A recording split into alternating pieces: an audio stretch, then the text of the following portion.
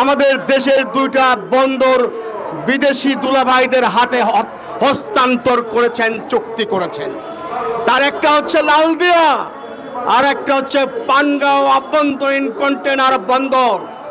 দেখুন, এই লালদিয়া বন্দরের কথা বলতে গিয়ে কেটে ফেলেছে একজন লাল মিয়া।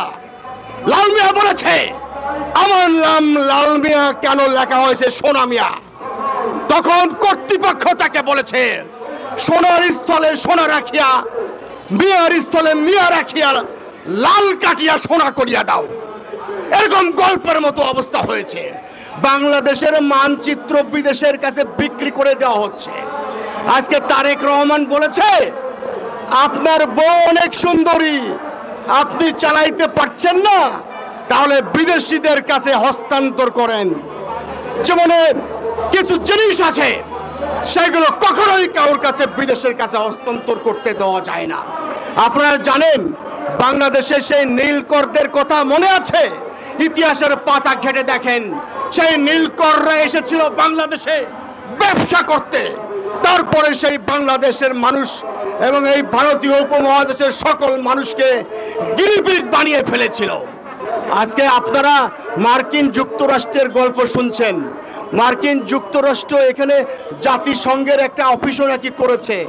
বাংলাদেশের রাষ্ট্র ব্যবস্থার মধ্যে বিদেশি সংস্কৃতি ঢোকাবার জন্য, বিদেশি ধর্ম এবং সংস্কৃতি অনুপ্রবেশ করবার জন্য যে ষড়যন্ত্র করা হচ্ছে, তার মধ্যে এই যে দিয়া, এই কি বলে, কি দিয়া, আর ওই পানগাঁও, এই লাল দিয়া, এগুলোকে দেওয়া হয়েছে ভবিষ্যতে আপনাদের এই জাতীয় প্রেস ক্লাব, জাতীয় সচিবালয় এবং আপনাদের ন্যাশনালিটির যত কিছু আছে সবগুলো বিক্রি করে দেওয়া হবে। এই যে জাতীয় নাগরিক জোট, কোথায় আমাদের নাগরিক? দ্বিধা বিভক্ত হয়ে আছেন। নাগরিকদের ঐক্যবদ্ধ হতে হবে, নাহলে বাংলাদেশকে বিক্রি করে দেওয়া হবে।